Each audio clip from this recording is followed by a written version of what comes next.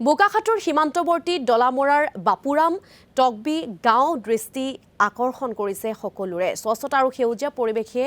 আকৰ্ষণ কৰিছে সকলোকে আৰু প্ৰতিঘৰ মানুহৰ পদূলিত স্থাপন কৰা আছে একোটাকৈ বাঁহেৰে নিৰ্মিত ডাষ্টবিন প্ৰতি সপ্তাহে পুৱাই গাঁওখনৰ লোকে চাফাই অভিযান কৰিব লাগে আৰু গাঁওখনত নিচাযুক্ত বা মাদক দ্ৰব্য নিষিদ্ধ ঘোষণা কৰা হৈছে কিন্তু গাঁওখনৰ বাটপথসমূহৰ জৰাজীৰ্ণ অৱস্থাই চিন্তিত কৰি তুলিছে গাঁওবাসী সেয়েহে চৰকাৰ তথা কাৰ্বি স্বায়ত্তশাসিত পৰিষদক গাঁওখনৰ বাটপথ উন্নত কৰাৰ আহ্বান জনাইছে গাঁওবাসীয়ে আন্তঃগাঁথনি উন্নয়নৰ জৰিয়তে গাঁওখন এক পৰ্যটন কেন্দ্ৰত পৰিণত হোৱাৰ লগতে এখন আদৰ্শ গাঁও হিচাপে চিহ্নিত হ'ব বুলি আশা প্ৰকাশ কৰিছে স্থানীয় ৰাইজে হয় এইখন আচলতে নিচামুক্ত বা পলিথিন মুক্ত গাঁও এনেকৈ ঘোষণা বুলিতো নহয় কিন্তু তেনেকৈ এটা আদৰ্শ হিচাপে বিবেচিত হৈ পৰিছে বৰ্তমান দিনত কাৰণ এই গাঁওখন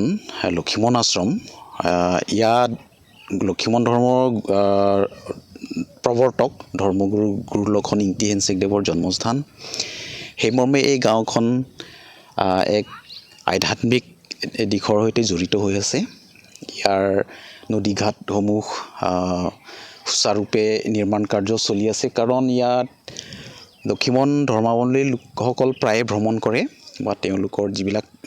মংগল কাৰ্যসমূহ ইয়াতে সম্পন্ন হয় মন্দিৰসমূহতে আৰু বিসৰ্জন কাৰ্য নদী ঘাটসমূহতে সম্পন্ন হয় সেইকাৰণে ইয়াৰ ধুনীয়াকৰণ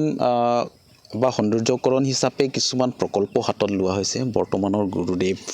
গুৰু তৰহৰী মদন ইংতি হেনচেগদেৱে কিছু